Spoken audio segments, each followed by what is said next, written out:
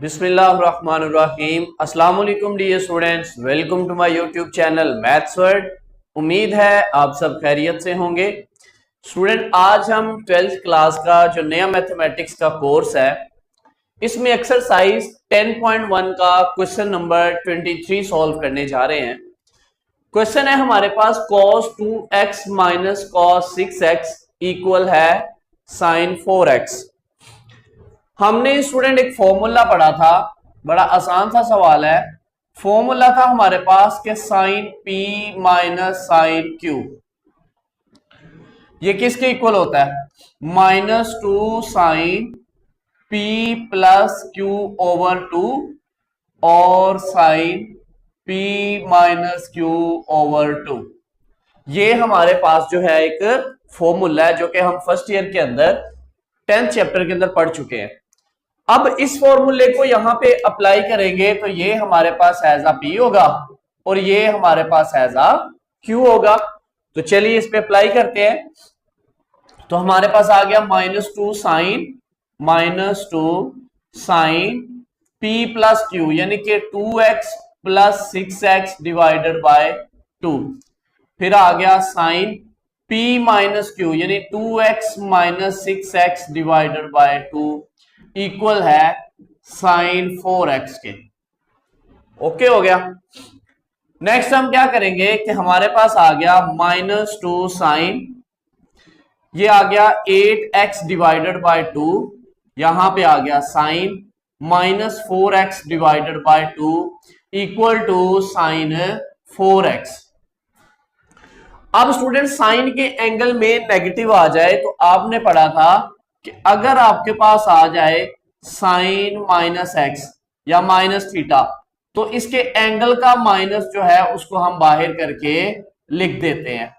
ठीक है, ये आपने पढ़ा हुआ है फर्स्ट ईयर के अंदर। अब ये जो साइन का नेगेटिव वाला साइन है ये जब बाहर आएगा इधर तो इस माइनस के साथ मल्टीप्लाई होके प्लस हो जाएगा, तो बाकी आ जाएगा 2 साइन 2 1 2 2 4 8 4x, साथ आ गया जी साइन, इधर आ जाएगा 2 1 2 2 2 4 2x इक्वल है साइन 4x। दोबारा रिपीट कर रहा हूं कि ये नेगेटिव साइन हमने पढ़ा है कि साइन के एंगल में नेगेटिव आ जाए तो उसको बैक पे ले जाते हैं। तो जब इसका नेगेटिव साइन इधर आएगा तो उसको मैं इधर साइड पे लेके जाऊंगा पीछे बैक पे, तो इस माइनस के साथ पॉजिटिव हो जाएगा। अब क्या करें, इस साइन 4x को इस तरफ ले आए तो आ जाएगा 2 साइन 4x, उसके बाद sign 2x minus sign 4x equal है 0 के। दोनों में से साइन 4x कॉमन ले ले, बाकी बच गया 2 sign 2x minus 1 equal to 0। अब यहां से दो पॉसिबिलिटी है कि या तो हमारे पास साइन 4x इक्वल टू 0 होगा या फिर 2 sign 2x minus 1 equal to 0 होगा। यानी ये हमारे पास दो इक्वेशंस बन गई, एक ये हमने बना लिया फैक्टर और एक ये बना लिया। अब क्या करेंगे, हमें पता है कि जो साइन है वो 0 पे भी 0 होता है, पाई पे भी 0 होता है, 2 पाई पे भी 0 होता है, सो ऑन 3 पाई पे भी 0 होता है। यानी कि हम ये बार बार ये चीज पढ़ चुके हैं, जो साइन है ये पाई के तमाम मल्टीपल्स पे 0 होता है, मतलब 1 पाई 2 पाई 3 पाई 4 पाई सो ऑन n पाई तक। तो जनरली जब हम इसका सोल्यूशन लिखते हैं तो हम लिखते हैं जी 4x इक्वल टू n पाई। पहले यहां पे x हुआ करता था ना तो अकेला ही x हम लिखते थे n पाई के, अब चूंकि एंगल 4x आ गया हमने x फाइंड करना है, 4 इधर मल्टीप्लाई हो रहा है, इधर जाके डिवाइड हो जाएगा तो आ जाएगा n पाई ओवर 4। एक स्टूडेंट ये आंसर आ गया आपके पास, सोल्यूशन आ गया। नेक्स्ट हम यहां से देखें अगर तो आ जाएगा साइन 2x इक्वल है, ये माइनस का 1 इधर आके प्लस हो गया, 2 इधर मल्टीप्लाई हो रहा है तो ये डिवाइड हो गया 1 ओवर 2। अब हमने ये देखना है कि हमारे पास जो साइन है ये 1 ओवर 2 आंसर कहां पे देता है, ये तो देता है 30 डिग्री पे। तो यहां से रेफरेंस एंगल हमारे पास आ जाएगा, reference angle theta equal to pi by 6, यानी कि जो साइन है वो 30 डिग्री पे यानी पाई बाई 6 पे हमें 1/2 आंसर देता है। अब चूंकि थीटा हमारे पास साइन थीटा क्या आ रहा है, पॉजिटिव, तो हम लिखेंगे कि sine is positive, so theta lie in first and second quadrant. First quadrant में क्या कंडीशन होती है कि x इक्वल है 0 प्लस रेफरेंस एंगल।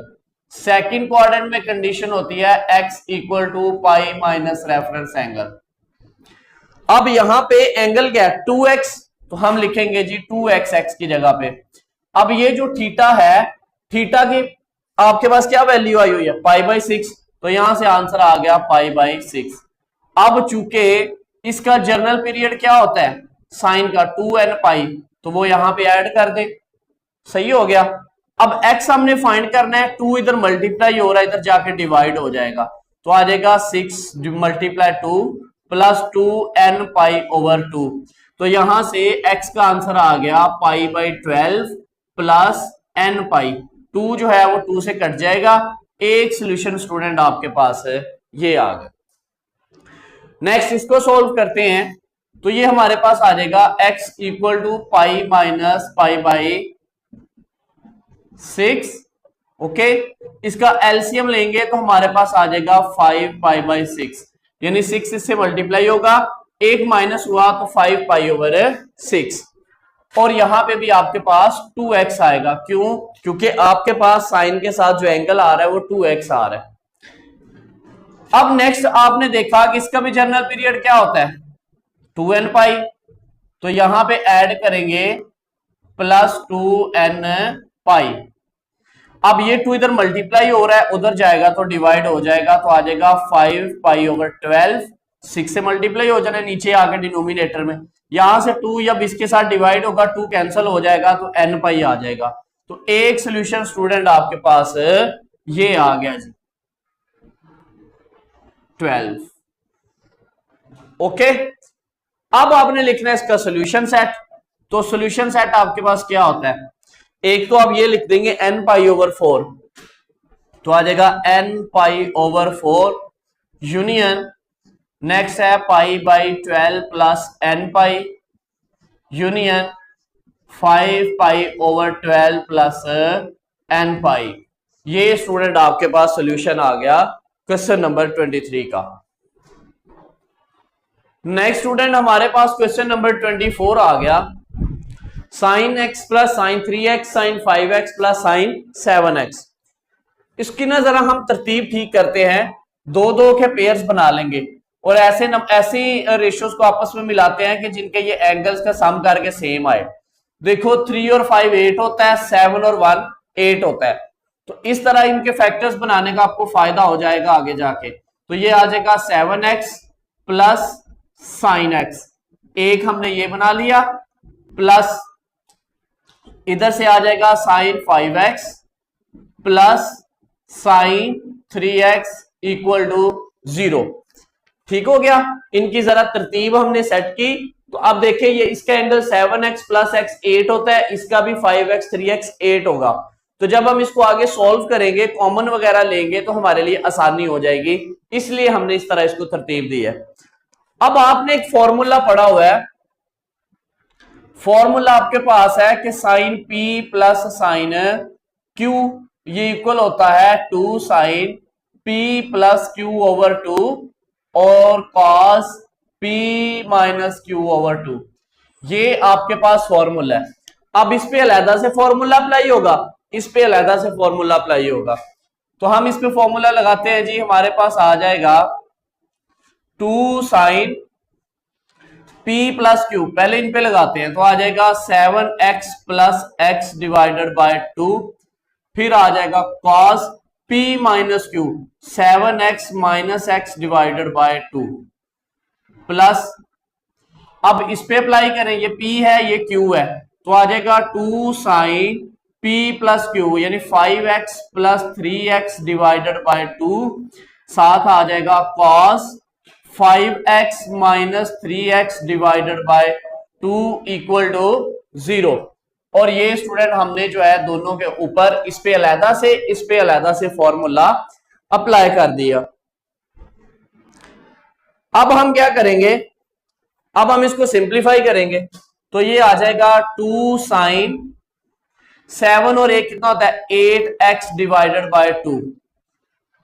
आगे आ गया जी cos 7 में से 1 माइनस किया 6x डिवाइडेड बाय 2 प्लस इधर आ जाएगा 2 साइन 8x डिवाइडेड बाय 2 और यहां पे आ जाएगा जी cos 2x divided by 2 equal to 0।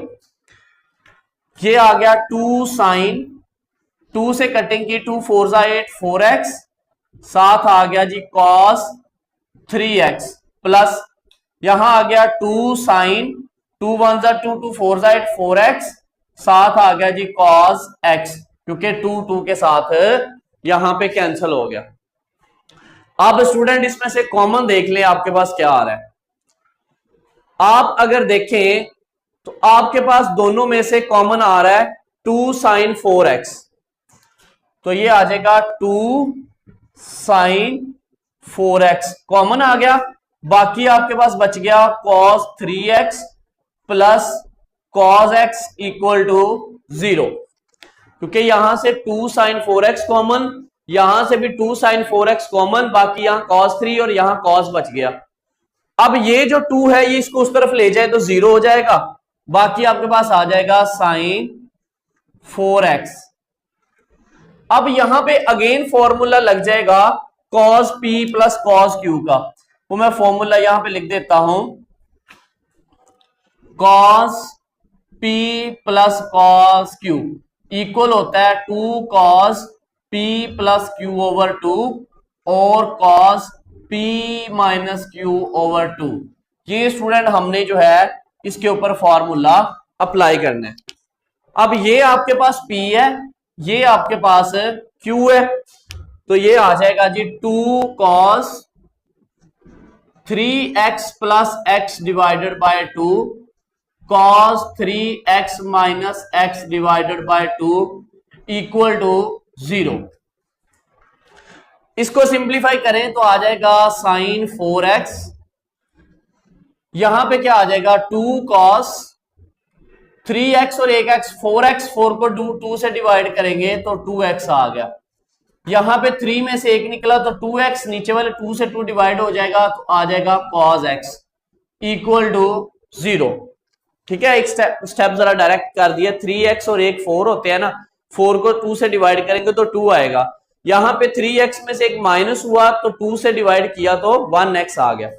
अब यहां पे 3 फैक्टर्स आ गए आपके पास, एक ये चीज है, एक ये है, एक ये है, तीनों मल्टीप्लाई हो रहे हैं तो हम क्या करेंगे तीनों को अलग अलग जो है वो 0 के इक्वल रख के सॉल्व करेंगे। तो हमारे पास बन जाएगा कि या तो साइन 4x इक्वल टू 0 है या फिर 2 cos 2x इक्वल टू 0 है या फिर cos x इक्वल टू 0 है। 3 सिचुएशंस बन गई हमारे पास। ठीक है, ये है जी cos, ये भी 0 के इक्वल, ये भी 0 के इक्वल, ये भी 0 के इक्वल। अब जो साइन 4x इक्वल टू 0 है, sign 4x equal to 0, sign कहां कहां 0 होता है आपने देखा, ये 0 पे भी 0 होता है, पाई पे भी 0 होता है, 2 पाई पे भी 0 होता है, सो ऑन n पाई तक चलता है। तो यहां से आपने देखा कि फिर ये n पाई तक जाएगा, इधर क्या आ गया 4x, तो यहां से x का सोल्यूशन आ गया n पाई ओवर 4। ओके, ये एक सोल्यूशन आपने निकाल लिया। इसको बेशक नाम दे दो 1 का, इसको दे दो 2 का, इसको दे दो 3 का। एक को आपने सॉल्व कर लिया तो आपके पास आंसर आ गया n पाई। नेक्स्ट हम सॉल्व करते हैं now 2 cos 2x equal to 0। अब जो cos है ना हमारे पास, ये वाली सिचुएशन ले ली, यहां से 2 को पहले उधर ले जाए तो आ जाएगा cos 2x इक्वल टू 0। अब जो cos है ये कहां कहां पे 0 होता है,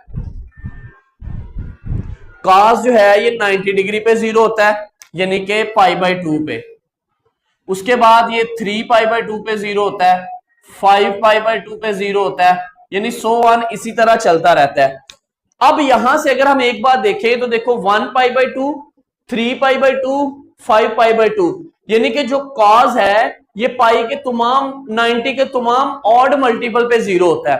तो वैसे तो जनरली कॉज का जो सोल्यूशन है वो हम 2n π यूज करते हैं, लेकिन यहां पे आपके पास क्या आ रहा है कि ऑड मल्टीपल आ रहा है। तो जब हम इसका सोल्यूशन लिखेंगे तो हम लिखेंगे जी कि 2x, यानी इसका जो एंगल है इसका सोल्यूशन आ जाना है 2n+1π/2।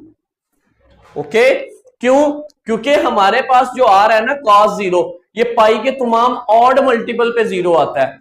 तो अगर मैं यहां पे फॉर एग्जांपल 1 ना लिखता, ऐसे लिखता 2n या n π/2 लिखता, तो वहां से हमारे पास ये वैल्यूज जनरेट नहीं होनी थी। तो आपके पास मैंने सारी वैल्यूज खोल के इसका एक शॉर्टकट तरीका डायरेक्ट आंसर लिखने का भी है, लेकिन मैं आपको ये सॉल्व करके चेक करवाऊंगा कि वो चीज बनती कैसे है। ठीक है, अब ये देखो n की वैल्यू यहां पे अब 1 रखेंगे तो देखो 2+1 3π/2 हो जाएगा। n की वैल्यू 0 रखेंगे तो π/2 हो जाएगा। n की वैल्यू 2 रखेंगे तो 2 2 4 और 1 5π/2, यानी कि इस पे ये सारे ही ऑड मल्टीपल जनरेट हो जाएंगे। तो इसका मतलब है कि यहां से आ गया 2x इक्वल है, इसको अंदर मल्टीप्लाई करो तो आ जाएगा 2n π/2 + π/2। तो यहां से आ गया 2x इक्वल है 2 2 से कट गया n π + π/2। अब 2 इधर मल्टीप्लाई हो रहा है, उधर जाके डिवाइड हो जाएगा, तो ये आ जाएगा n π/2 + π/4। क्यों? क्योंकि ये 2 मल्टीप्लाई हो रहा है, इधर जाके इससे डिवाइड होगा तो आपके पास आ जाएगा n π/2। नेक्स्ट आपके पास ये 2 जो है इसके साथ डिवाइड होगा, इसमें ऑलरेडी 2 है तो 2 2 4 हो जाएगा। तो एक सोल्यूशन तो स्टूडेंट आपके पास ये आ गया। अब नेक्स्ट आपने सॉल्व करना है इक्वेशन नंबर 3 को। इसको ये आ गया आपके पास कि cos x इक्वल है 0 के। तो आपने अभी पढ़ा कि जो cos है ये 0 किस किस पे होता है? π/2 पे होता है, 3π/2 पे होता है, 5π/2 पे होता है, यानी कि तमाम ऑड मल्टीपल्स पे। तो इट्स मीन कि यहां से x का आंसर आ जाना है 2n+1π/2। तो ये आ जाएगा x इक्वल टू, इसको अंदर मल्टीप्लाई करें तो 2n π/2 + π/2 आ जाना है, यानी इसको इससे भी मल्टीप्लाई किया, 1 से भी किया, 2 और 2 कट गए, तो x का आंसर आ गया n π + π/2। एक सोल्यूशन स्टूडेंट आपके पास ये आ गया। यहां पे चूंकि आपके पास इधर 2 था तो वो उधर जाके शुक्र, यहां पे आपके पास 2 था x के साथ, तो उसने क्या किया कि इधर जाके मल्टीप्लाई हुआ तो ये सोल्यूशन आया। तो यहां पे चूंकि एंगल एक ही x था तो यहां से ये आपके पास सोल्यूशन आ गया। तो स्टूडेंट जब आपने जनरल सोल्यूशन लिखना है तो उसमें आप लिखेंगे, सबसे पहला आंसर आया n π/4 यूनियन, दूसरा आंसर आ गया n π/2 + π/4 यूनियन, ये आ गया जी n π + π/2। ये आपके पास आ गया इसका जनरल सॉल्यूशन। इसी के साथ जो है आपकी एक्सरसाइज 10.1 जो है वो कंप्लीट हो गई। उम्मीद है कि आपको जो है ये क्वेश्चन समझ आ गए होंगे, और अगर फिर भी कोई मसला होता है या किसी पॉइंट की समझ नहीं आ रही होती तो आप कमेंट बॉक्स में लाजमी पूछ लिया करें, या व्हाट्सएप पे डिस्क्रिप्शन में नंबर होता है व्हाट्सएप का, तो आप वहां पे भी डिस्कस कर सकते हैं। इंशाल्लाह जो प्रॉब्लम होगा उसको सॉर्ट आउट किया जाएगा। तो नेक्स्ट लेक्चर में हम 10.2 करेंगे, तब तक के लिए ख्याल रखिएगा। खुदा हाफिज, फी अमान अल्लाह।